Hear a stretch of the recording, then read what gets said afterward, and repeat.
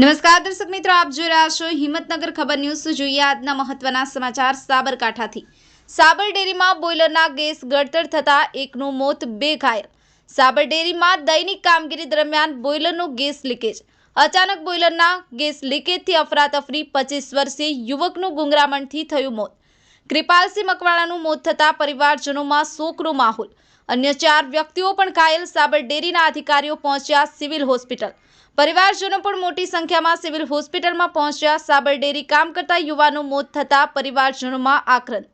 સંવાદદાતા ઝાકિર હુસૈન મેમણ, હિંમતનગર ખબર ન્યૂઝ, રમેશ સત્યની સાથે। આપની આસપાસ બનતી ઘટનાના સમાચાર જોવા માટે હિંમતનગર ખબર ન્યૂઝને લાઇક કરો, શેર કરો, ચેનલને સબસ્ક્રાઇબ કરો।